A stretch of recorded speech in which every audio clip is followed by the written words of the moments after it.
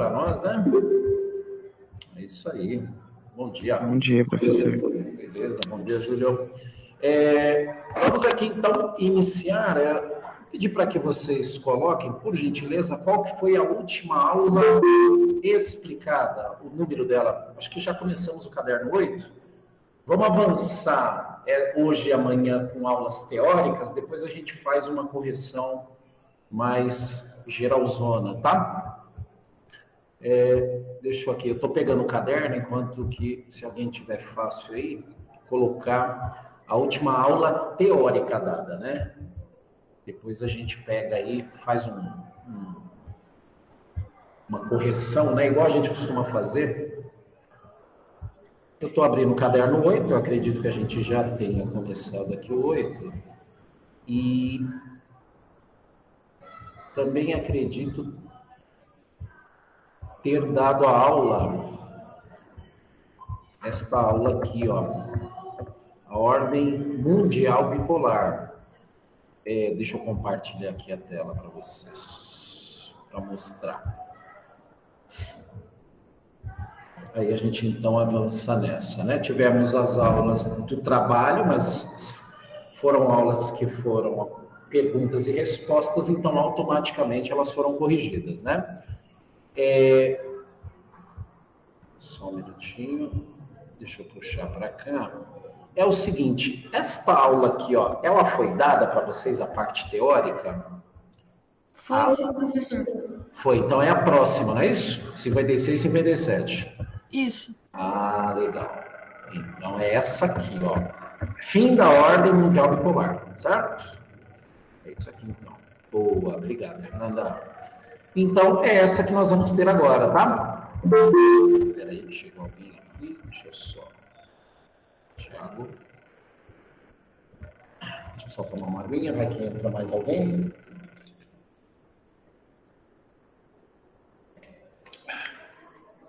E vamos nessa. Bem, então vamos lá. Nós tivemos a ordem bipolar, né? Estados Unidos e União Soviética, e agora nós vamos ver o fim dessa mesma ordem, tá? O fim dela, se vocês quiserem anotar no caderno, e aí já começando a aula e desejando uma ótima semana para vocês, o início, aliás, o fim dela, o fim da ordem mundial bipolar, é o início do que conhecemos hoje como globalização. Portanto, a globalização, blocos econômicos, né? Redes sociais, internet, o chamado mundo sem limite, tudo isso que é presente, claro que num nível de desenvolvimento muito maior, né? Porque aqui nós estamos falando do início da década de 90, e nós estamos já no início, né? Porque se eu considerar que este ano já terminou, a gente já está no começo, né, da década de 20, né, só que do século 21, né? Ou seja, então, o que hoje nós já vivemos, né, essas transformações, essa velocidade como as coisas acontecem hoje, né, hoje em dia, isso já é um legado desta aula aqui. Então, o que nós vivemos, nós vamos ter praticamente uma aula de história, né? História e geografia. Nós vamos ter uma aula de história, porque nós vamos entender as bases teóricas, procedimentais, sociais, né? Nós vamos ter isso agora, ou seja, o que nós vivemos hoje tem base, a base de transformação é exatamente o fim da ordem mundial bipolar. Por quê? O fim de um mundo bipolar torna o mundo unipolar. E esse mundo único, ele passa a ser um mundo totalmente capitalista, passa a ser um mundo totalmente de economia de mercado, e até hoje, né, os poucos países que ainda mantêm regimes talvez aí comunistas ou socialistas, né? São países que hoje passam, acredito que passam grandes dificuldades, porque o mundo hoje, ele é um mundo interligado, o mundo hoje é um mundo conectado, e é um mundo hoje que se relaciona do ponto de vista dos negócios, né? Então, hoje, o mundo ele se relaciona exatamente nas trocas comerciais, que já faz muito tempo, já ganharam praticamente, já está, né, numa ordem planetária, tudo bem? Então, só que nessa aula, para nós ainda vamos ver algumas tentativas do socialismo na época, né, de tentar reverter ou de tentar readequar com algumas políticas, mas que infelizmente, né, acabaram não dando certo. E a própria Rússia hoje, ela é uma economia de mercado, né? Ela até mudou o nome. Antes ela era chamada da União das Repúblicas Socialistas Soviéticas. Hoje, a Rússia e alguns países parceiros são chamados de SEI, né? Comunidades SEI, né? Comunidades independentes, né? Comunidades dos estados, considerando como país independentes. Tudo bem?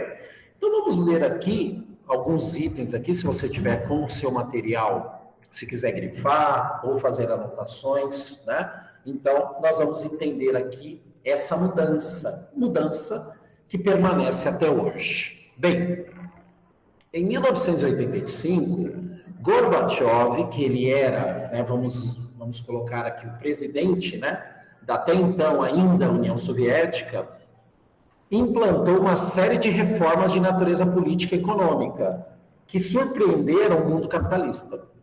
Sob sua liderança, desenvolveram-se na segunda metade dos anos 80 os processos denominados Glasnost, que era chamado de transparência política, e a chamada perestroika, que era a reestruturação econômica, né?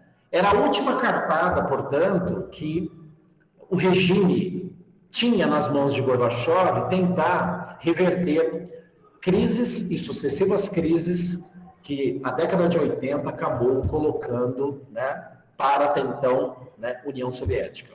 Bem, as transformações efetuadas na União Soviética reduziram significativamente o poder do governo central do país, favorecendo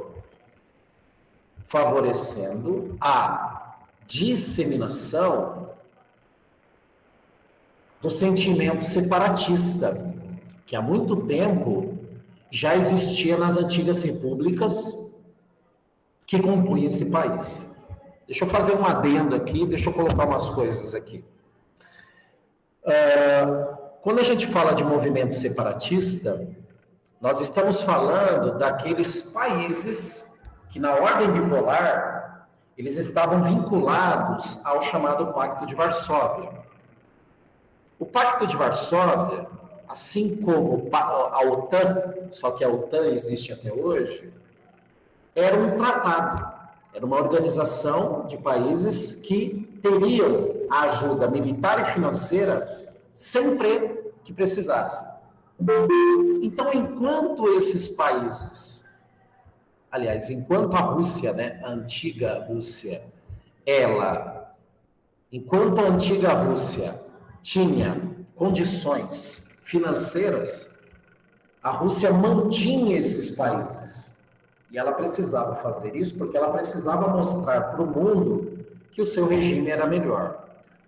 Porém, da década de final de 70 e início de 80, quando a Rússia começa a entrar em crises, né, o dinheiro e a ajuda militar, acredito que mais pelo dinheiro, né, acabou diminuindo, acabou esvaziando. E aí, é claro, uma vez que falta dinheiro, né, esses países começam a ter problemas em relação à governabilidade. Então, o movimento ou o sentimento de se separar da Rússia nasce exatamente daí. É por isso que na década de 90 começa a surgir países independentes. E é por isso que a Rússia, uma vez que ela deixa de ser socialista, a única coisa que sobrou para ela, né, para manter ainda um pouco de controle, foi criar a comunidade dos Estados Independentes, tá? Foi a única forma que ela encontrou, haja vista que esses países, né, dado a falta de recursos pela antiga União Soviética, começou com o movimento de se tornar independente, exatamente para buscar recursos, buscar outros parceiros comerciais e, é claro, outros países, né? Bem, ele fala o seguinte, ó. Em consequência dessa situação, eu estou no item 2 ainda, tá? Desencadearam-se movimentos pela autonomia política dessas repúblicas. E, em pouco tempo, as repúblicas soviéticas tornaram-se o quê? Independentes, extinguindo a União das Repúblicas Socialistas Soviéticas em dezembro de 91. Então, mesmo com a tentativa de Gorbachev, seja pela Glasnost ou seja pela Perestroika, não surtiu efeito, tá? Não surtiu, não teve jeito, né? Este modelo econômico social, ele termina oficialmente em 91. Por isso que, simbolicamente, ela já tinha terminado em 89, quando a Alemanha, ela se unifica, né? Quebrando com a queda, né, do Muro de Berlim, que simbolicamente já passava uma mensagem para o mundo que o regime socialista tinha acabado. Tá? Então, 89 foi a queda simbólica do socialismo, em 91 foi a queda material, real, do regime. Então, o regime socialista, ele termina em 91, tá, gente? Bem, para o item 3, eu acredito ser o mais importante da aula. Para preservar certo grau, vou até descer um pouquinho, porque aí vocês vão visualizando o mapa, tá? Olha lá. Para preservar, certo grau de unidade política e econômica entre as repúblicas que formavam a União Soviética, foram assinados entre elas vários acordos de natureza política, econômica e militar. Com base nesses acordos, foi criado a Comunidade dos Estados Independentes, a CEI, que reúne, ainda hoje, a maioria das antigas repúblicas soviéticas. Bem, você pode estar se perguntando, ora, por que esses países, né, por que esses países se dividem? Vamos pensar assim, né? Por que esses países saem da União Soviética e se vinculam à CEI, sendo que seria sair da Rússia e se vincular à própria Rússia? Né? Às vezes você pode estar pensando nisso. Ora, se eu não vejo a hora de me desligar, por que eu entraria? Por causa de uma coisa. Primeiro, pela proximidade. Segundo, grande parte desses países recebe gás natural da Rússia e não tem outro fornecedor que não seja a Rússia. E terceiro, são países que nesse início, né, não conseguiriam, sem a ajuda da Rússia, se desenvolverem. Então, na verdade, eles conseguem a sua independência, mas ao mesmo tempo ficam presos à Rússia, porque estrategicamente, no período socialista, a Rússia fez algumas arquitetura, né? Obras que favoreciam muito Moscou. E uma delas era essa, né? O fornecimento de gás natural. Como vocês sabem, o gás natural tem uma série de uso, né? Gás natural é usado em hospitais como energia, Gás natural é usado como combustível limpa, combustível de automóvel, né? Aliás, muito procurado de uns tempos para cá devido ao aumento dos combustíveis, né? Como a gasolina ela está muito cara, então aqui no Brasil, né, houve um crescimento de quase 30%, né, de veículos que estão trocando a energia, trocando o combustível de gasolina para gás natural. E a Rússia, ela é uma grande fornecedora de gás natural. Esses países que vocês estão vendo aí no mapa são países que conseguiram suas independências, mas ao mesmo tempo não teve como ficar vinculado à antiga União Soviética. Só que, com uma pequena diferença, tá, segundo ano? Agora, na condição de países independentes. Tem uma coisa interessante aqui, ó, que o título desse pequeno mapa, ele traz o seguinte, ó, o desmembramento. Desmembramento é a separação, a dissolução, tá? A divisão da antiga Iugoslávia. A Iugoslávia, ela era um grande país, mas, né, com o enfraquecimento do próprio Pacto de Varsóvia e o enfraquecimento político, várias nações dentro da Iugoslávia começam a lutar exatamente sabe aquele sentimento, como diz no texto, né? Aquele sentimento nacionalista. Então, notem que eu tenho vários nomes aí num curto território. Então, ó, Eslovênia, Croácia, Bósnia e Herzegovina, que hoje já se separou, Sérvia e Montenegro, que já, né, é separado, Macedônia e por aí afora. Então, esses países que os livros de história tratam como concha de retalhos, por quê? Porque todos esses países vão nascer dentro da antiga Iugoslávia.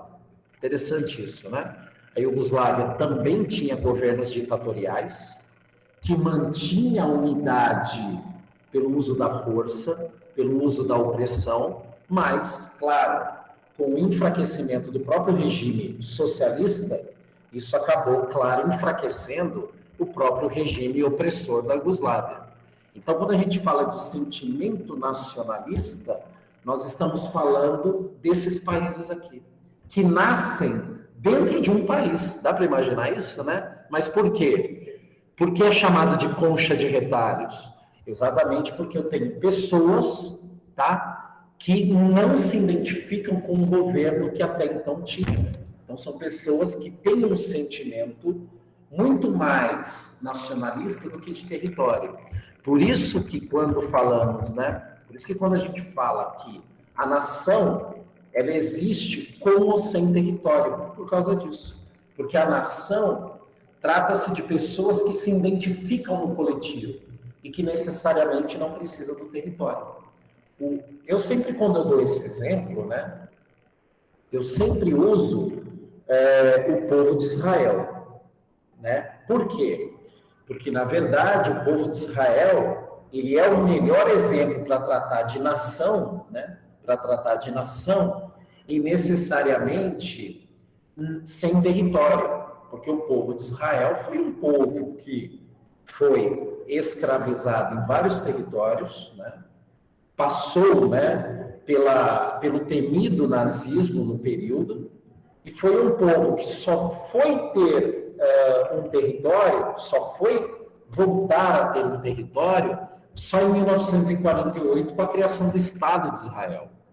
Mas antes disso, não deixaram de ser povo, né?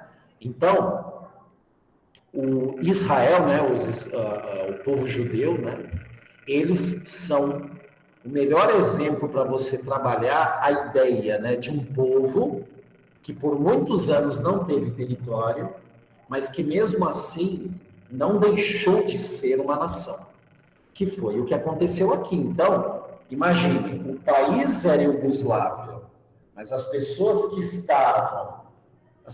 estavam dentro dele eram pessoas que não se identificavam com o governo.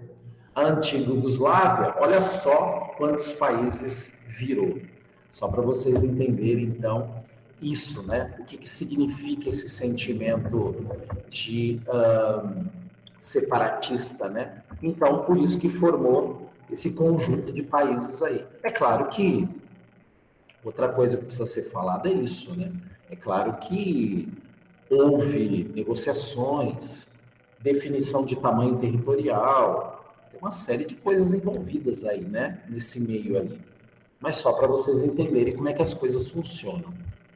E o último item aqui, deixa eu ver se é o último item. Ah, não, tem o item 5 ainda, né?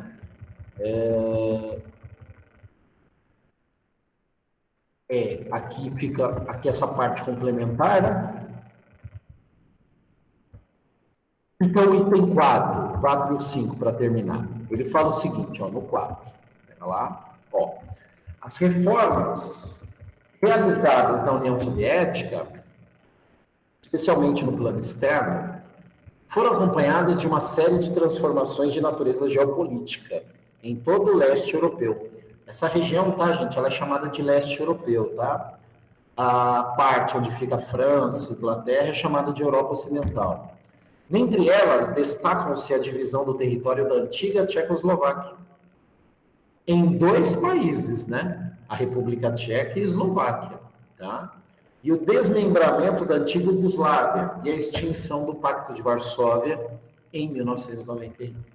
E o item 6, ele trata o seguinte, ó, o 5, perdão.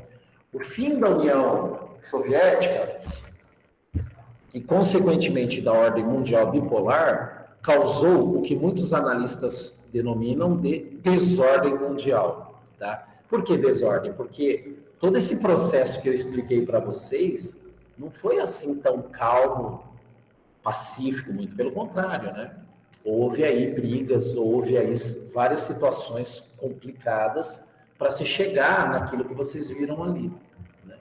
Marcada pela ocorrência de uma série de conflitos separatistas em várias partes do mundo. Essa desordem atingiu inclusive a Rússia, que foi marcada por diversos conflitos étnico-separatistas.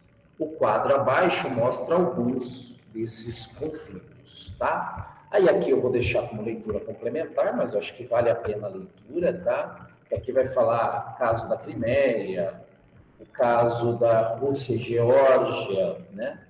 E por aí afora, aqui, só para vocês entenderem. O caso mais emblemático é da Crimeia, tá? O caso mais emblemático é da Crimeia. E aí fica com leitura. Chamada? Isso aí só que eu vou fazer, tá? Ah, você vai fazer? Isso, já vou pegar a direção.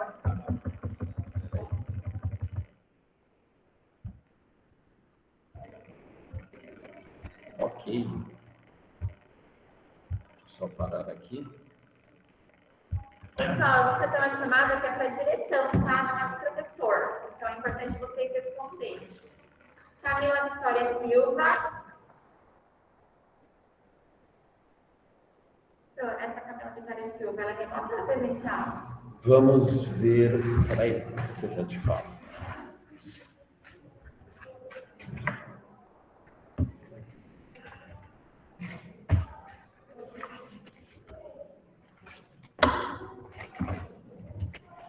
Que é a IB, né? Peraí. A Camila é presencial. Ah, então eu vou fazer primeiro a presencial e eu vou sobrar o passo aqui. Pode ser, mais Acho que é fácil. melhor. Tá bom. Tá bom. Hoje é 25. Gente, enquanto ela vai voltar aqui, eu vou fazer a chamada pela sala, pela ordem, né? Eu vou fazer do segundo B, mas eu sempre marco. A gente fala segundo B, mas segundo remoto, né? Então, eu sei que tem alunos do A que estão aqui, tá? Mas eu vou fazer pela aula que seria minha, mas eu chamo o restante. Só que eu vou fazer a minha no diário e depois tem que responder para ela, tá? Porque é um controle que está fazendo lá com a direção, tudo bem? Então, ó, Arthur. Presente. Beatriz. Presente. Érica. Presente. Fernanda. Presente. Gabriel. Presente. Gabriel Igan. Bom dia. Heloísa. Presente. João Vitor. Eu tô aqui. Joyce. Joyce. Professora, ela falou que tá tentando entrar na aula, mas ela não tá sendo aceita. Ela falou que desde 11 horas. Sério? Bem, é que às vezes, sabe o que acontece? Coloca para gravar e às vezes não aceita, tá? Mas fala para ela que eu vou pôr presença para ela e ela assiste a aula gravada, tá bom? Tá bom. Porque às vezes não veio, avisa ela que não veio o convite para mim aqui. Então eu vou pôr presença para Joyce, tá? Júlia Alcântara. Júlia, faltou me. Ah, vi no chat. Kathleen. Presente. Micael está presente. Aí. Natália. Presente. O Nicolas é presencial. Pedro Paulo. Dia. Tainá. Eu. Tiago.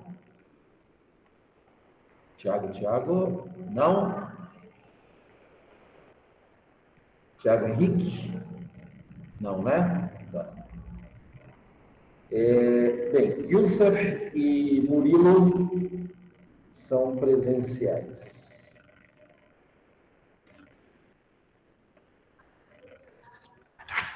Só um minutinho. Deixa eu só pegar o tema aqui.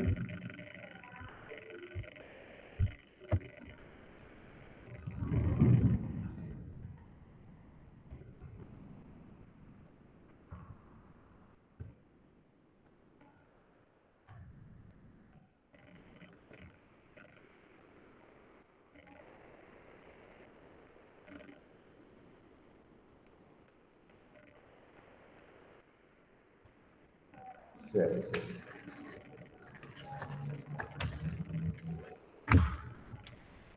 Turma do A. Deixa eu só pôr aqui. André. O André está presente. Nicole. Presente. Eu acho que. Ah, tem mais dois. Júlio está aí, né? Presente. E Cauane. Presente. Tá, então, Cauane presente. Acho que eu chamei todos. Pode. Hã? Vamos. Não, pode sentar aqui. Pode sentar. Eu falei para eles que você ia fazer de novo. Tá, André Elias. Arthur Augusto. Presente. Beatriz Gonzaga. Presente. Érica. Presente. Fernanda. Presente. Gabriel. Kênio. Presente. Heloísa. Presente. João Vitor. Eu tô aqui. Joyce. Júlia Alcântara. Júlio Gustavo. Presente. Kathleen. Presente. Cauane. Presente. Micael Eduardo. Natália Fernandes. Presente. O Nicole. Mikael respondeu pelo chat. Presente. Tá, obrigada, gente. Nicole Silva. Presente. Tainá. Eu. Thiago Henrique.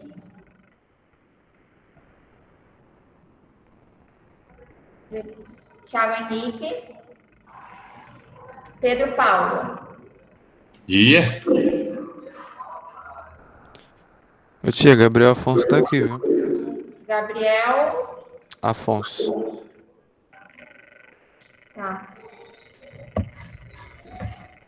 Peraí, gente.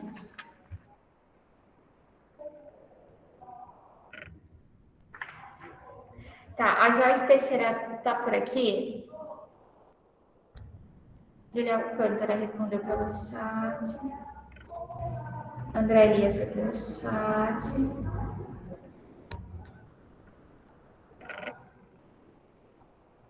Micael. Tá, oi gente, quem foi que falou que estava aqui agora? Gabriel, o quê? Gabriel Afonso. Tá bom, obrigada, Pro. Ô, Pro, a Joyce Teixeira, ela não respondeu a chamada. Mas a Joyce pode ter presença que ela tem que entrar assim. Mas ela é remoto ou ela é presencial? É. Remoto. Pode ter presença. Tá bom. Deixa eu só pegar aqui. Ela tem que entrar no meio.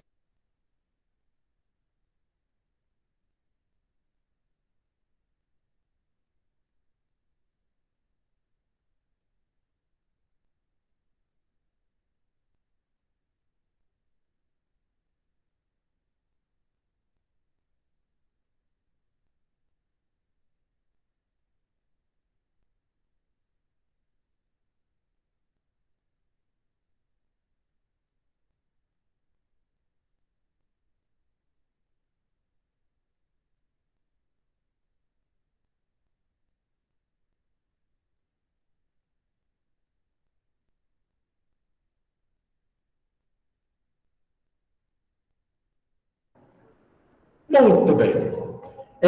Então é o seguinte, gente, o que a gente vai fazer? A gente vai ter um feriado aí que vai pegar 2 aulas nossas, tá? Então amanhã eu entro com aula também, aula teórica, tá? Aí depois, depois que passar o feriado, a gente entra com mais uma semana de aula, a gente dá uma acelerada aí em aulas, tá? Depois a gente faz uma hiper mega correção, tá? Por que eu estou falando isso? Vamos garantir aulas porque a gente nós vamos perder 3 aulas, né?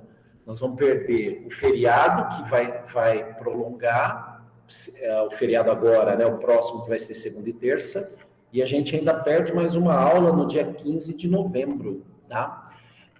Então, se precisar, eu vou privilegiar aulas, mas se precisar fazer uma correção, eu faço somente do conteúdo de prova, tá? Para vocês terem a correção, se precisar fazer, né? E aí eu vou privilegiando aula, tá? E até onde der, tá? Em último caso, mas eu acho que não vai precisar, mas em último caso, gravaria uma aula de correções, tá? Em último caso, só que é claro, para a prova trimestral, claro que eu iria corrigir junto com vocês o conteúdo que eu viesse a pedir, porque a correção é importante, né? Ela é mais uma ferramenta de estudo. Agora, em último caso, para a gente poder, então, garantir os conteúdos do caderno 8, né? Eu, então, iria gravar essas correções, mas não correções de prova, mas correções de término de conteúdo, para vocês não terem prejuízo, então, nesse sentido. Tá certo? Só para deixar avisado isso, tá? Então, por enquanto, nós temos aula 55, 56, 57 para fazer a correção. Aula, amanhã a gente entra com a aula 58, 59 ou 58, a gente vê na hora ali, e aí já fica essas aulas para correção, tá? Aí, porque a gente vai ficar aí uma semana, né? Nós vamos ficar uma semana sem aula, né? Porque pegou as aulas de vocês, acabou pegando, como é que fala? Os 2 dias, né? Segunda e terça, os dias que a gente tem aula, acabou caindo no feriado, né? Tá certo? Só para vocês terem, então, ciência de como nós vamos caminhar. Tudo bem? Dito isso, então, vou interromper aqui a gravação.